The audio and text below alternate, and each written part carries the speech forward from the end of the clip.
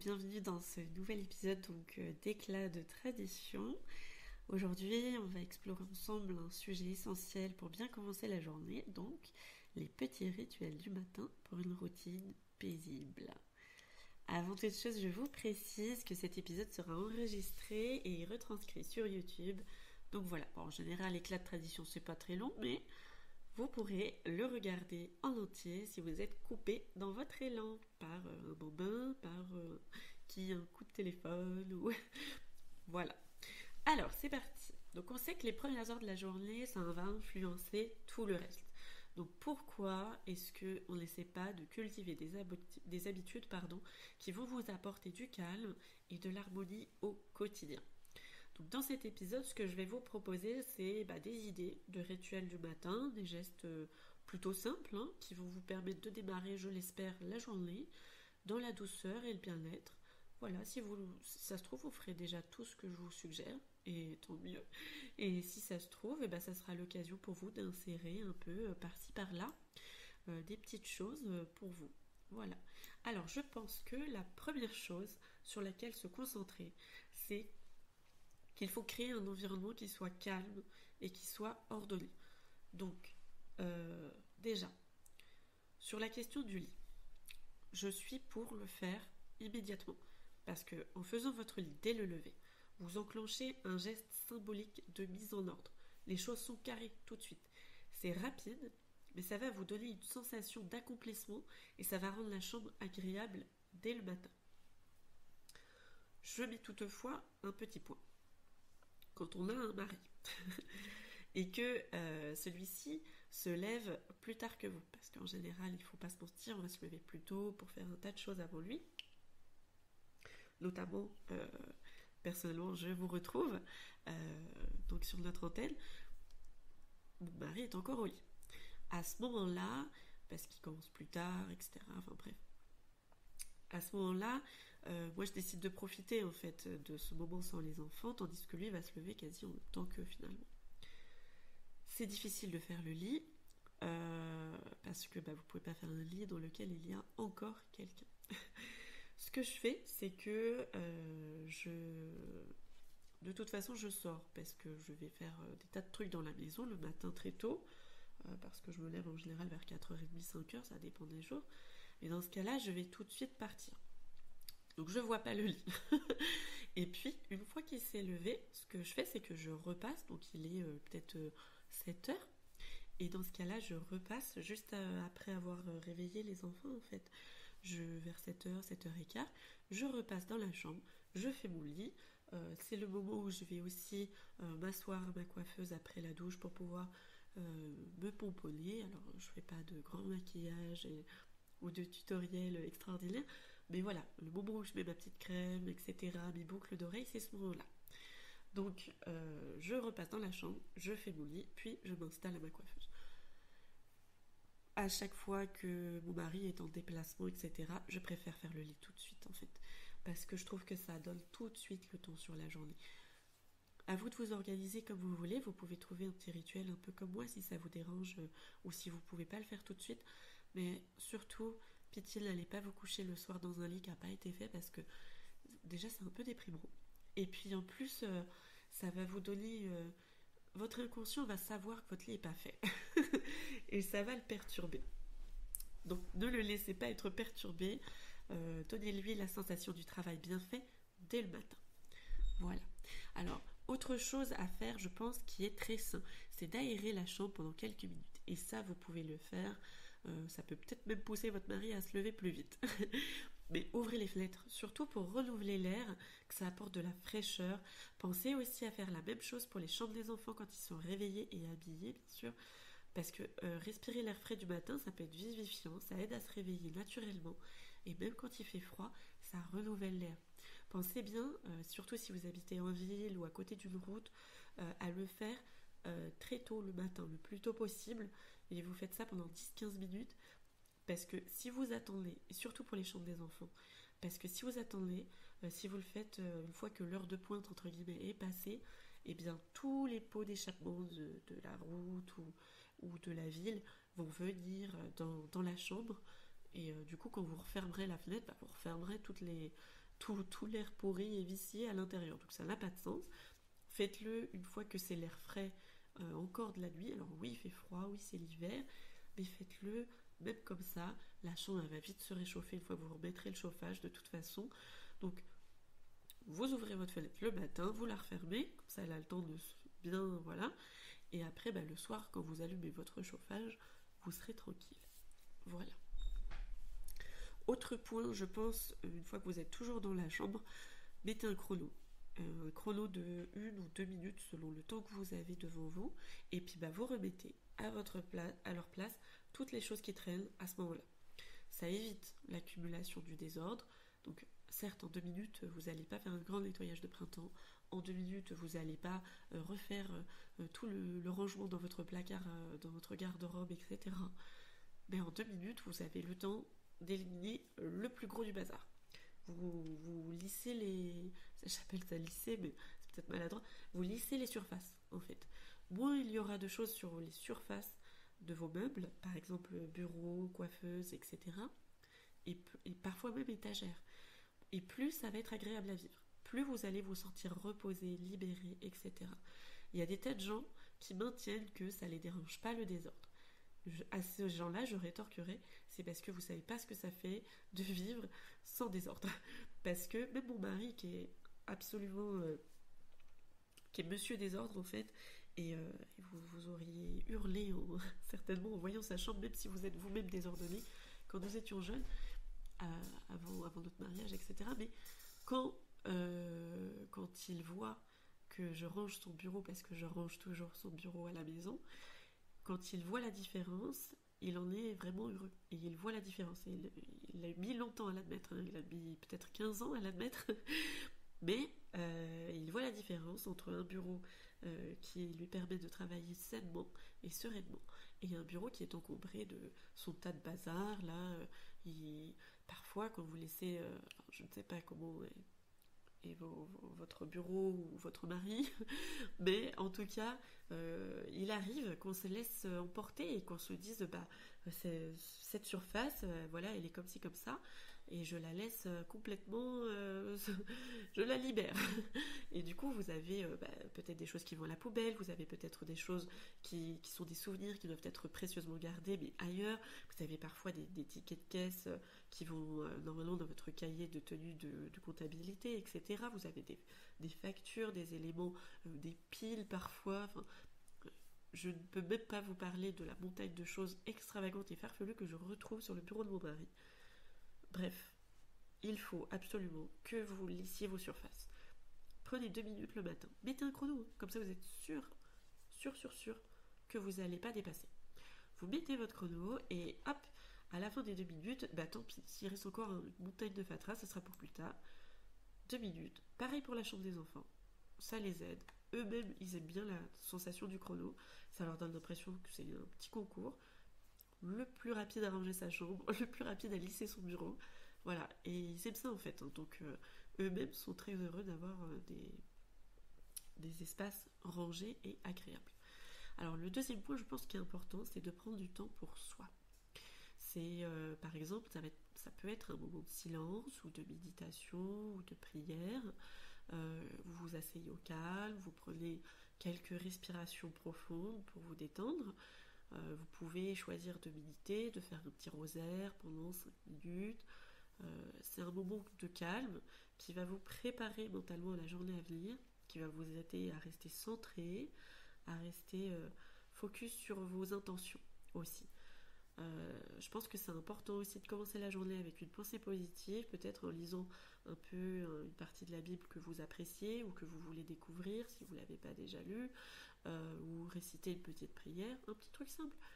Mais ce petit rituel tout simple, ça peut devenir une source d'inspiration personnelle et familiale, surtout si vous le mettez en place avec votre mari ou avec vos enfants. Voilà, alors moi je trouve que c'est important d'avoir du temps pour soi, et je le distingue du temps de prière avec les enfants. Si jamais ils sont, alors nous c'est plutôt le soir, mais si jamais ils sont friands de prière le matin, distinguez bien, je pense que c'est important. Après, libre à vous bien sûr, mais je pense que ça peut être précieux d'avoir ce moment pour vous en fait. Voilà, donc mettez-le bien de côté, je pense.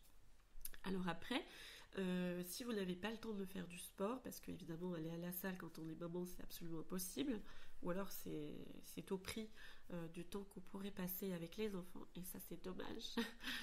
Donc du coup, puisque vous n'avez pas ce temps-là, euh, mettez-vous à faire peut-être au pire quelques étirements. Parce qu'on n'est pas toutes très sportives de toute façon. Donc surtout si vous sortez de couche ou si vous êtes enceinte, ces conseils ne s'appliquent pas. Je tiens à le dire. Faites ce que votre sage-femme vous dit, d'accord? C'est important parce que c'est propre à vous et à votre santé. Si vous avez des conditions médicales particulières aussi, c'est pareil. Écoutez votre sage-femme ou votre médecin, bien sûr. Je ne suis pas ni médecin ni sage-femme, donc voilà. Mais pour celles qui n'ont rien de spécial à signaler, faites quelques étirements, étirez les bras, le dos, les jambes pour réveiller le corps vraiment en douceur. Ça détend les muscles, ça améliore la circulation sanguine, ça va donner une bonne énergie à votre matinée. Et puis après, vous serez un peu plus punchy pour la suite qui vous attend. Et Dieu sait que la suite va être épique. Voilà.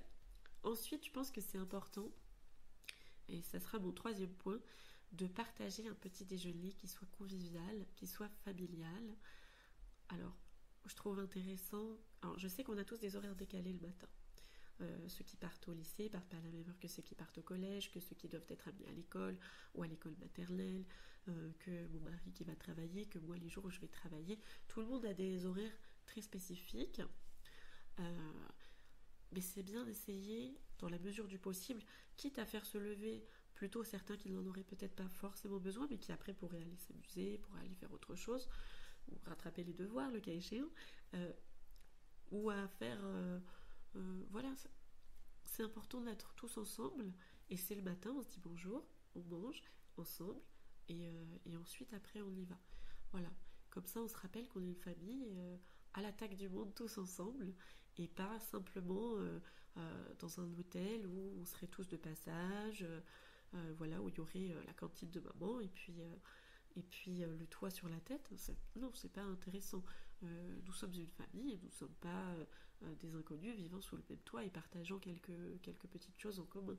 C'est important de se rappeler que voilà, c'est tous les jours, c'est pas juste temporaire. Voilà. Après, c'est difficile à mettre en place, donc évidemment, il y a toujours des exceptions, hein, bien sûr, on va pas se mentir, mais voilà. Parfois, c'est même moi qui ne peux pas me joindre au petit déjeuner familial, ce qui est bien triste d'ailleurs. Mais il faut ce qu'il faut. Alors, donc, préparer un petit déjeuner qui soit simple, surtout. Du pain frais, de la confiture, des fruits. Parfois, pour les plus petits, je fais de la bouillie. Donc, on appelle ça de la bouillie, mais en fait, c'est du lait avec des flocons d'avoine, chaud ou froid, c'est comme vous voulez. Euh, Parfois, on peut déposer un peu de sucre, enfin, pas de sucre, de fruits, pardon, ou de miel pour que ce soit sucré. Et voilà, bon, favorisez de toute façon les aliments qui vont vous apporter de l'énergie hein, pour bien démarrer.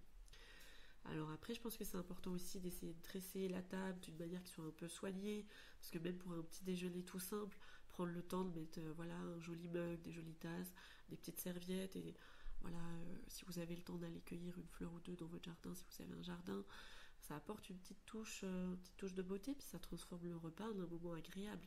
Si vous n'avez pas le temps de mettre les petits plats dans les grands pour tous les petits déjeuners, j'entends, à ce moment-là, faites-le que le dimanche. Voilà, ça peut être aussi intéressant. Faites participer les enfants aussi. Demandez-leur d'aider en mettant la table, en servant les boissons. Ça va les responsabiliser, bien sûr, en fonction de leurs besoins, mais ça permet de les responsabiliser. Ça fait du petit déjeuner un moment de partage, où on s'y met tous. Il n'y a pas de... Voilà... Il n'y a pas de moment où on va chacun de son côté, quoi. Voilà. Moi, je suis très attachée à cette histoire de rester ensemble et de collaborer. Voilà. Alors ensuite, je pense que c'est important de se préparer avec sérénité. Et ça, c'est un point du matin qui vient en fait pour la veille au soir. Je pense que c'est important de prévoir toute votre journée la veille. Donc vous préparez vos vêtements, vous préparez les enfants de la veille pour éviter le stress du matin, etc. Moi, ce que je fais, c'est qu'ils ont chacun dans leur chambre un placard, un petit placard tout petit, vraiment, c'est pas vraiment un placard d'ailleurs, c'est un meuble à tiroir, si vous voulez. Et en fait, dans ce meuble à tiroir, chaque tiroir est estampillé avec un jour de la semaine. Et en fait, le dimanche, ce que je fais, c'est que je leur mets pour chaque jour un t-shirt, un slip, des chaussettes, etc. Et en fait, tous les jours, ils savent déjà ce qu'ils ont à faire toute la semaine. Et alors moi, je fais pareil, sauf que bien sûr, j'ai pas tout à fait la même configuration. Et en fait, j'ai des cintres sur lesquels j'ai des petites étiquettes avec les jours de la semaine. Et donc le dimanche, je me prépare tous mes vêtements. Et, euh, et comme ça, le lundi, je sais ce que je porte, le mardi, je sais ce que je porte. Et comme ça, j'ai pas à me soucier de la vêture tous les soirs. Je le fais une fois le dimanche et c'est réglé. Voilà. Ça permet de démarrer la journée sans précipitation. Tous les choix les plus importants sont déjà faits. Vous prenez pas la tête. Alors prenez aussi un peu de temps pour votre toilette aussi du matin, pour un petit soin, une brosse, un brossage de cheveux, etc. Alors moi je sais que je me brosse les cheveux plutôt le soir, mais voilà, quand vous vous coiffez, vous vous mettez devant votre petite coiffeuse ou quoi, ou devant votre miroir de salle de bain. Je sais que beaucoup d'entre nous sont devant la salle de bain. Chaque geste que vous faites pour vous toiletter, vous prendre soin de vous, il faut que ce soit un instant agréable. Il ne faut pas que vous soyez dans la précipitation, etc. Quitte à vous lever et à retirer 15 minutes de sommeil, en fait. Mais si vous êtes déjà pressé et que vous ne profitez pas de ce moment où vous allez vous faire joli, par exemple, ben après, dans la journée, vous allez vous sentir pas bien. Vous allez vous dire, oh là là, je suis déjà stressée, j'ai pas eu le temps pour moi. C'est un peu dommage. Donc, alors que si vous prenez votre temps, vous allez vous sentir soignée, vous allez vous sentir prête pour la journée, vous allez vous sentir en confiance et vous verrez que ça va se passer beaucoup mieux. Ah oui, alors évidemment, petite parenthèse, je sais qu'il y a certains moments qui sont complètement débordés et je sais que c'est difficile de prendre le temps pour soi. Je sais qu'on a toujours mieux à faire que de prendre le temps pour soi. Et quand on le fait pas, on se rend pas compte à quel point c'est prioritaire en fait. Et une fois qu'on le fait, on se dit mais comment j'ai fait pour vivre autant de temps. Alors évidemment, ces conseils ne s'appliquent pas. Euh, je vous recommande hautement de prendre du temps pour vous, pour mettre des boucles d'oreilles, pour vous mettre votre crème le matin, le soir, tout ça. Mais bien sûr, et évidemment, si vous êtes enceinte, si vous avez un petit qui se réveille encore toutes les heures, la nuit, parce que c'est un nouveau-né, etc. Mais laissez-vous tranquille, ok. Traînez en survêt si vous voulez. Je je suis pas quand on a des enfants en bas âge ou quand on est enceinte, c'est difficile et je serai pas, je n'irai jamais vous jeter la pierre à cause de ça. Et oui, des fois la période post-accouchement, bah, parfois ça peut durer 3 ans avant qu'on ait le temps de se remettre comme il faut. Quand on a des enfants qui ont des problèmes spécifiques, qui ont des problèmes de santé, quand on a un climat, un environnement qui n'est pas forcément adapté, etc. Ayez de la tolérance aussi pour vous, mais ne perdez pas de vue tout de même que ça peut vous faire du bien. Voilà. Une petite douche le soir avant d'aller vous coucher, même si ça vous prend du sommeil, ça va vous prendre du sommeil. Mais est-ce que ça vaut pas un petit peu le coup de se sentir... vous dormirez peut-être qu'une demi-heure, mais vous dormirez mieux. Et je sais que c'est difficile. Je compatis avec vous, mesdames. Aujourd'hui, je voudrais passer une petite annonce à toutes celles qui sont en train de galérer parce que leur petit ne dort pas, parce qu'il a encore je ne sais quel souci, peu importe la raison. Si ça fait 3 nuits que vous dormez qu'une demi-heure par nuit et encore de façon hachée, je sais ce que c'est. Je suis de tout cœur avec vous. Courage. Ça va bientôt s'arrêter. Ça va s'arrêter un jour. Ça va s'arrêter un jour. Et en attendant, bah faut tenir. Voilà. Donc courage. Je vous prends dans mes bras psychologiquement. Tenez bon. Vous allez y arriver. On a toujours des ressources. Quand on croit qu'on va abandonner, vous allez y arriver quand même. Vous allez y arriver. C'est comme l'accouchement. On croit qu'on va pas y arriver. L'accouchement sans péridurale. On croit qu'on cette fois on n'y arrivera pas, etc. Mais on y arrive toujours. On y arrive toujours. Et ben là c'est pareil. Vous allez tenir. C'est épuisant, c'est épuisant. Vous avez du mal et j'entends. Mais je suis passée par là, oui. Je sais ce que c'est que de dormir une demi-heure de façon hachée sur toute une semaine. Et je compatis autant avec vous si vous traversez la même chose. Voilà. C'était juste une petite parenthèse, mais parce que je trouve que c'est vrai qu'on a tendance à oublier ces femmes qui donnent tout et qui ont souvent assez peu de reconnaissance et après elles se sentent souvent désespérées. Donc voilà, n'hésitez pas à partager dans les commentaires si vous êtes dans ce cas-là et qu'on puisse en discuter ensemble, voilà, entre personnes qui ont connu la même chose et qui partagent les mêmes soucis. Voilà, surtout n'hésitez pas, parce que je pense que c'est important d'en parler et de ne pas se sentir seul. Donc même si vous n'avez pas l'habitude de laisser un petit commentaire ou quoi que ce soit, ou même si vous voulez me contacter plutôt de façon privée, y a aucun souci. Je serai présente et voilà, parce que je sais que c'est très difficile. Donc, petite parenthèse. Parce que j'en suis sortie, donc voilà. Bon, continuons cet épisode. Donc le matin, je pense qu'il faut aussi créer des moments de connexion, donc dire à chacun des petits mots d'encouragement ou de gentillesse avant de commencer la journée. Pensez à renforcer donc vos liens, donner confiance à tout le monde pour affronter la journée parce que parfois c'est difficile, même pour les petits, on croit qu'ils ont une journée facile, mais parfois c'est dur. Donc dites un petit mot pour chacun, même si vous savez que votre journée va être catastrophique et cauchemardesque, laissez un petit mot pour chacun. Faites le rituel de la bonne journée, que ce soit un petit câlin, une poignée de main spéciale, un petit sourire, un petit geste qui peut devenir une tradition familiale, pourquoi pas. Ça va mettre de la chaleur dans tous les cœurs de la famille avant de se séparer, de se dire au revoir pour la journée. Voilà. Prenez aussi un petit instant, peut-être parfois si vous avez le temps, pour demander aux enfants ce qu'ils vont attendre de leur journée. Encouragez-les à parler de leurs projets, de leurs petites inquiétudes.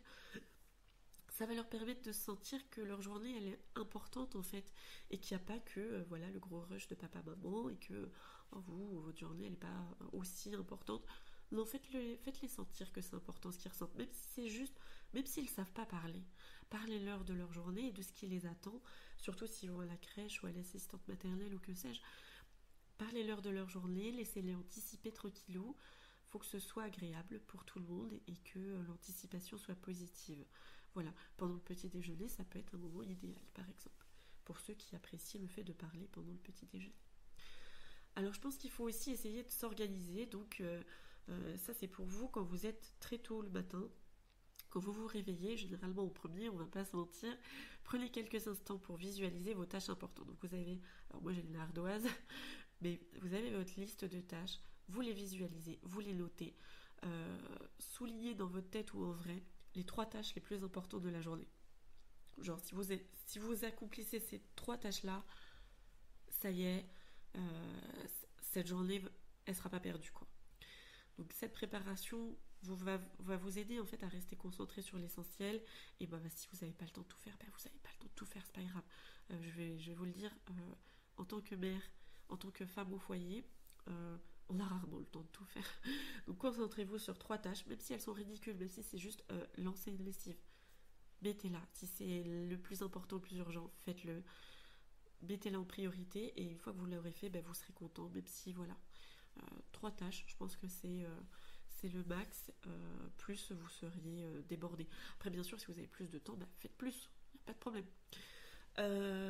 Mais voilà, ne vous prenez pas la tête. Préparez donc votre sac ou votre boîte à lunch si nécessaire, mais avant en fait. Faites-le pas le soir, comme ça le matin vous avez juste à sortir éventuellement du frigo votre boîte à lunch. Pareil pour votre mari, pareil pour vos enfants. Évitez les oublis et les imprévus qui pourraient nuire à votre tranquillité.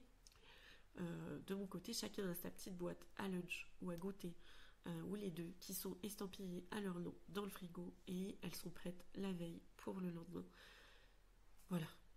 Terminez tout ça par un petit mot positif pour vous et après pour votre famille aussi si vous voulez le partager, mais commencez pas en vous disant aujourd'hui ça va être catastrophique. On le sait, d'accord? On le sait, vous êtes débordés et tout sera difficile. Mais commencez la journée en vous disant allez, aujourd'hui ça va être une belle journée. Ça va apporter l'énergie positive pour commencer la journée avec confiance. Et vous pourrez, après, la journée deviendra ce qu'elle deviendra.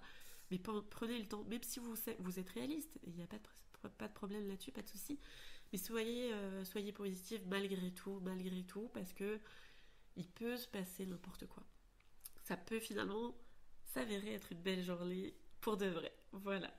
Alors, c'était une petite liste un peu modeste de rituels du matin qui peuvent essayer de transformer votre routine un peu plus en un moment apaisant, un peu plus agréable.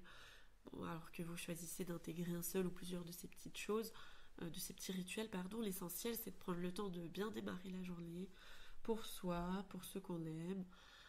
N'oubliez pas que ces gestes qui vont devenir répétés chaque jour, ça peut être aussi des petites traditions qui apportent la paix, le bien-être à toute la famille.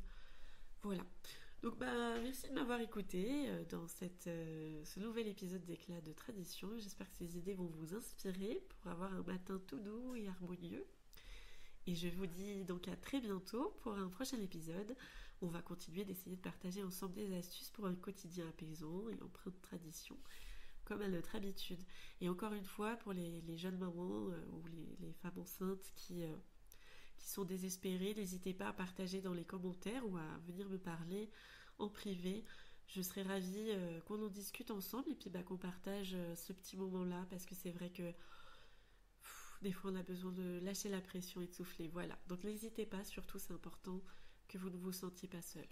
Voilà, partagez avec des gens qui savent ce que vous avez vécu et ce que vous vivez. Pardon. Et sur ce, je vais vous laisser, donc merci beaucoup et à plein de belles choses à vous.